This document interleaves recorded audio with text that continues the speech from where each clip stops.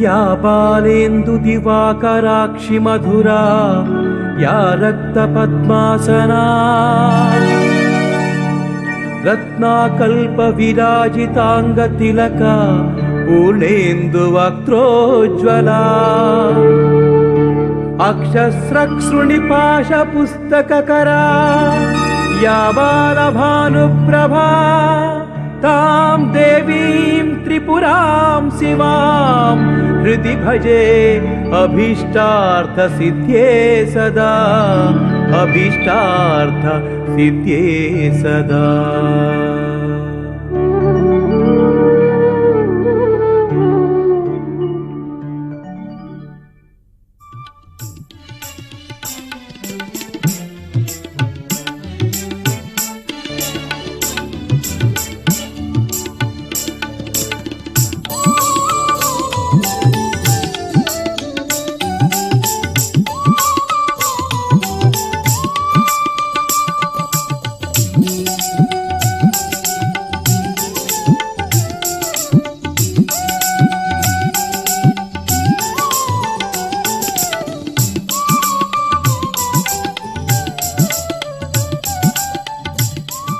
पुत्र, तुम्हारे इस आदर सत्कार को देखकर मुझे अत्यंत प्रसन्नता हो रही है।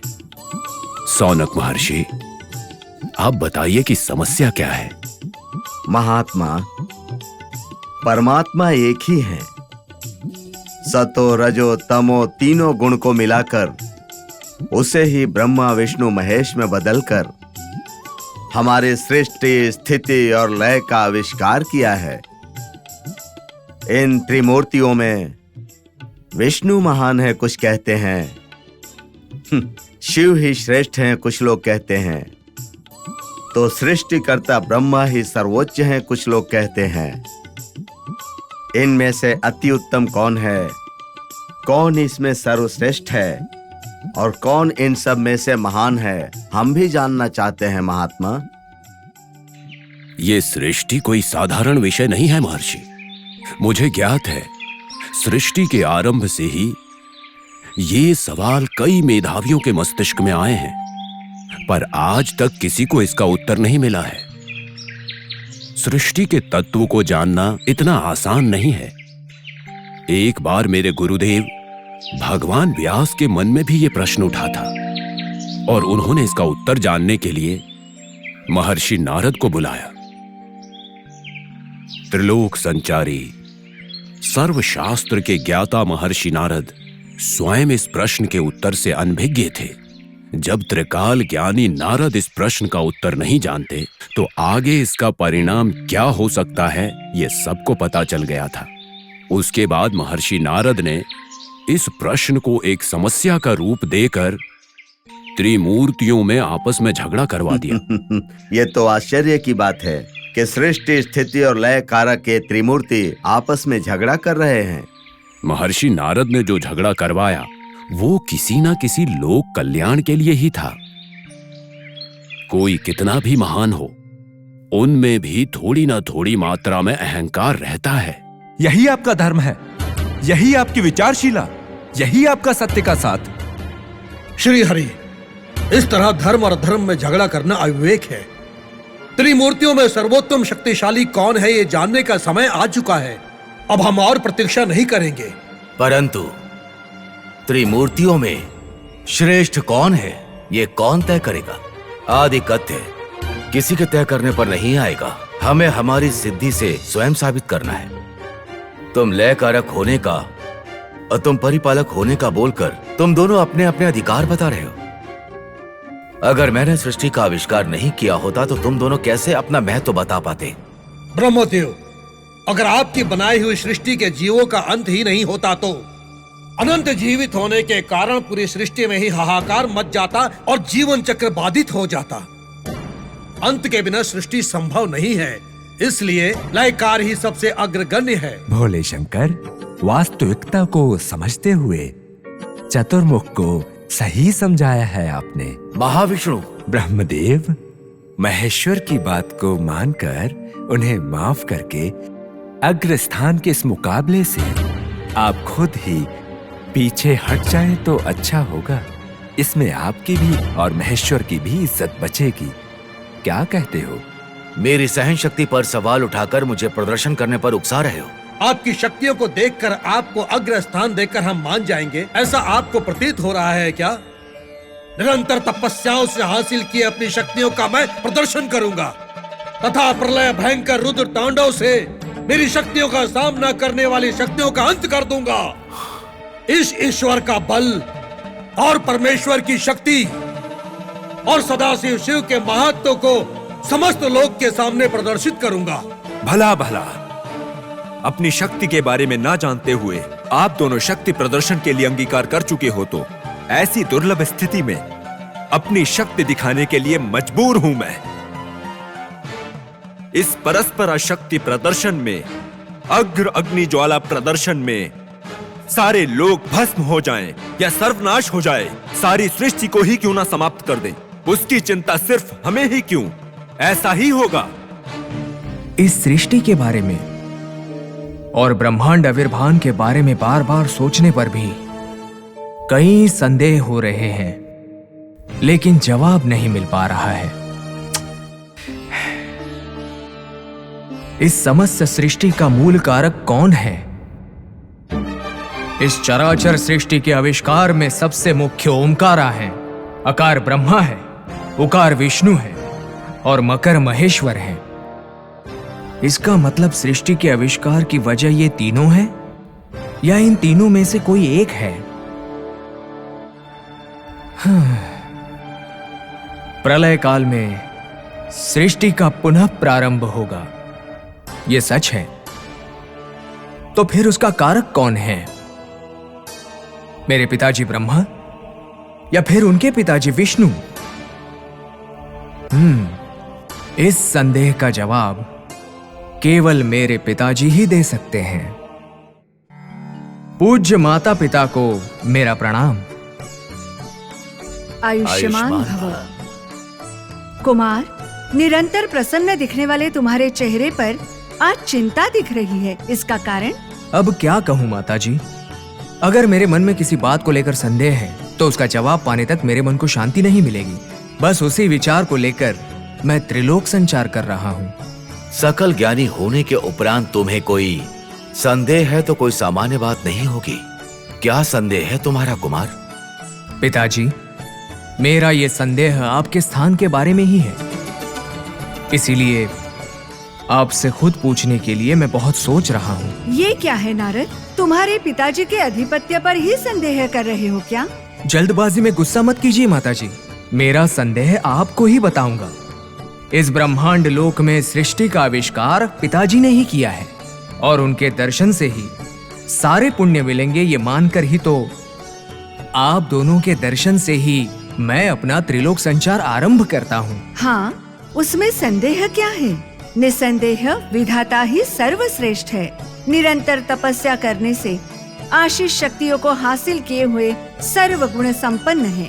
भूलोक, भूवरलोक, महरलोक, स्वर्गलोक, मनुष्यलोक, सत्यलोक, तपोलोक का आविष्कार करने वाले पुण्य मूर्ति है तुम्हारे पिताजी। भूमि, जल, हवा, अग्नि, आकाश ऐसे पंचभूत तत्वों को, इंद्रियों को, मन को, आत्मा को सृजनशील करने वाले प्रतिभा मूर्ति है। बिना विश्राम किए जीव सृष्टि करते हुए, जीवन के भाग्य को रचते हुए सृष्टिकर्ता के नाम से पूजनीय है। सर्व सृष्टि के मूल ब्रह्मा है, सर्व जगत के मूल है ब्रह्मा, इसीलिए हम सब के लिए ब्रह्मा ही आराध्य देव है। ये तो मैं जानता हूँ माताजी, परंतु मैं कहीं भी जाऊं वो महाविष्णु को ही त्रिमूर्तियों में महान कहते हुए उन्हीं का नाम जाप कर रहे हैं। सृष्टि का आविष्कार करना महान नहीं है, सृष्टि की रक्षा करना ही महान है, ऐसा कह रहे हैं। इसी वजह से सब लोग उनकी पूजा करनी चाहिए, ऐसा कह रहे हैं। अब तक तो उस सदाशिव के बारे में मैंने कुछ कहा भी नहीं। सृष्टि का संहार असंभव है, ऐसा कह रहे हैं। लयकारक से महान कोई नहीं है, इसीलिए त्रिमूर्तियों में सदाशिव को ही अग्रस्थान मिलना चाहिए, सब ऐसा कह रहे हैं। बिना अर्थ के ऐसी बातें कौन कर रहा है? क्रोधित मत हो देवी, मेरी सृष्टि के रचना की विशिष्टता, मेरी अद्वितीय प्रतिभा को और मेरी अमोघ शक्तियों को ना जानने वाले हम पर सवाल उठाएंगे तो हमें गंभीर होने की कोई आवश्यकता नहीं। आप सच कह रहे हैं पिताजी, ये सब आपका ही महत्व है। किसी ने यकीन नहीं किया तो वो परम मूर्ख है। आपकी बात मैं समझ गया हूँ। आप ही त्रिमूर्तियों में सर्वोत्तम पुरुष हैं, ये मैं समझ गया हूँ। अब मुझे आज्ञा दीजिए। शुभमस्तु। आहा, नमो नमः, नमो नमः। पुण्यपति पत्नी अनंत मूर्तियन लक्ष्मी नारायण को मेरा प्रणाम। शुभमस्तु। नारद महर्षि, आपके आने से हमें खुशी मिलती है। आपको खुशी मिलती है या कोई समस्या है, ये हमें कैसे पता चलेगा देवी? शिव शिव शिव शिव। आप इस जगत नाटक के मूल करता है तो मैं बस आपका महत्व देखने वाला हूँ। मैं तो आपसे बस अपना संदेह पूछने आया था, तो आप मुझ पर ही शक कर रहे हैं गोविंदा? नारद महर्षि, आज आपका बर्ताव अजीब लग रहा है। निरंतर नारायण जाप करने वाले आज तुम शिव का जाप कर रहे हो। जननी, मेरा ये संदेह इसी सवाल से शुरू होता है। अब तक तो आप दोनों ही मेरे लिए सर्व संपन्न हैं और आपके दर्शन भाग्य से ही मेरे सारे पाप नष्ट होंगे, ऐसा मानता था। इसे ना कौन बोला? अब कोई और ही क्यों, मेरे पिताजी ही। त्रिमूर्तियों में वो खुद को महान कह रहे हैं। सृष्टि रचना ही महान कार्य है ऐसा मानकर सभी उनकी ही पूजा करें ऐसा कह रहे हैं। और ऐसा ना करने वाले या मना करने वाले अविवेकी या मूर्ख हैं ऐसा कह रहे हैं। हाँ, और त्रिनेत्र भगवान लयकारक होने के नाते त्रिमूर्तियों में खुद को महान मान रहे हैं। मैं तो व्यथित हो गया हूँ। मुझे नारायण का जाप छोड़कर शिव का जाप करने के लिए आज्ञा दे रहे हैं, डरा रहे हैं। हाँ, अब बताइए मैं क्या हूँ उनके सामने? इसीलिए त्रिमूर्तियों में सबसे श्रेष्ठ कौन है, बस यही जानने के लिए तो मैं यहाँ आया था। सुन रहे हैं ना, वो चतुर्मुख और वो भोला शंकर जब भी उनसे कोई वर मांगता है तो बिना सवाल किए दे देते हैं। उन वरों की वजह से कुछ अनर्थ हुआ तो चमत्कार करके, दुष्ट का संहार करके, सृष्टि को बचाकर इन सारे लोगों को बचाने वाले कौन हैं? आप ही हैं ना। अब आपकी आधिक्यता पर ही वो ब्रह्मा और शिव सवाल उठा रहे हैं, तो हम क्या करें? देवी, मेरी शक्तियां और लीला प्रदर्शन सर्वसंपन्न है। किसी के मानने या ना मानने से हमारा सम्मान कम नहीं होता है ना देवी? आहा, बिल्कुल सही कह रहे हैं भगवान। अब कोई भी कुछ भी कहे, आपका महत्व तो आपका ही है। त्रिमूर्तियों में आप ही अग्रस्थान पर हैं, अद्वितीय हैं, इसमें तो क्षणमात्र संदेह नहीं है स्वामी। बस ये बात मैं यहाँ आपके मुंह से सुनने आया था, मैंने सुन लिया।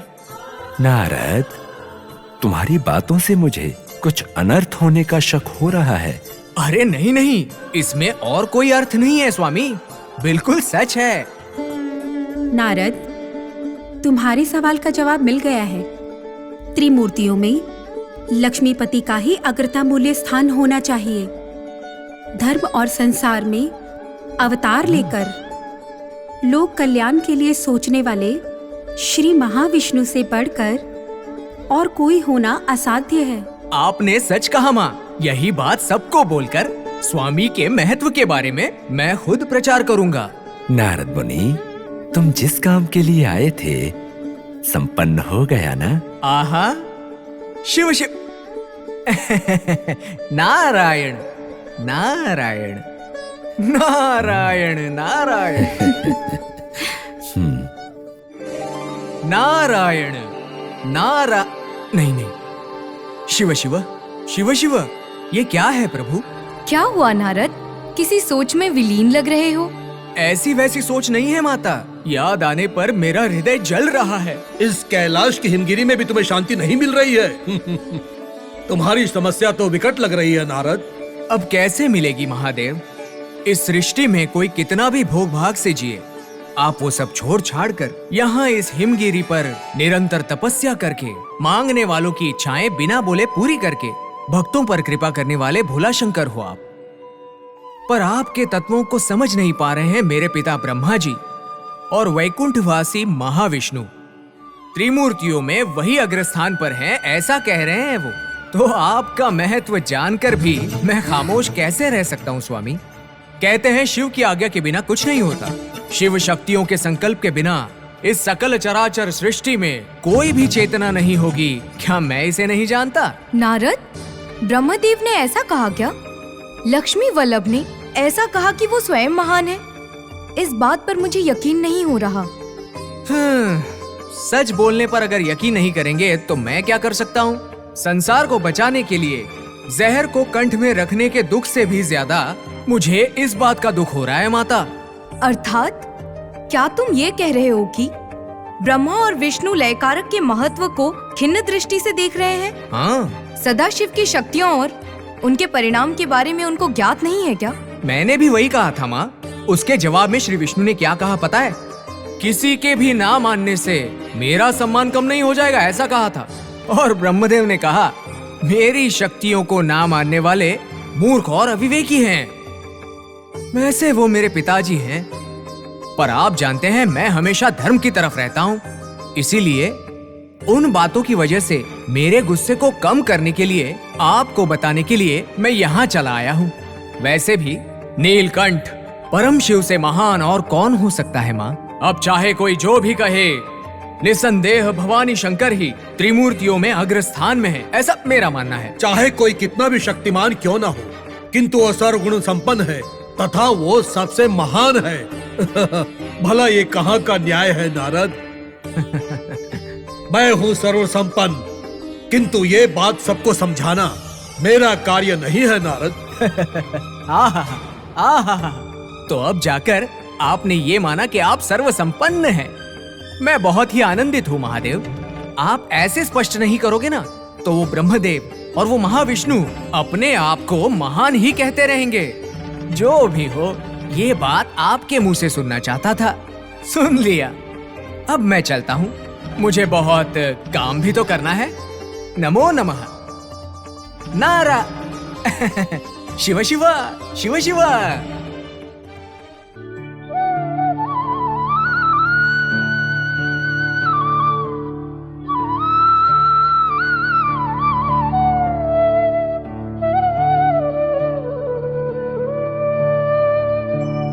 श्रीमातस्त्रिपुरे परात् परतरे देवी त्रिलोकी महासौन्दर्यार्णव मन्थनोद्भव सुधा प्राचुर्य वर्णोज्ज्वलम् उद्यद्भानुसहस्रनूतन जपा पुष्पप्रभौ ते वपुः स्वान्ते मे स्फुरतु त्रिलोकनिलयौ ज्योतिर्मयो वाङ्मयम्।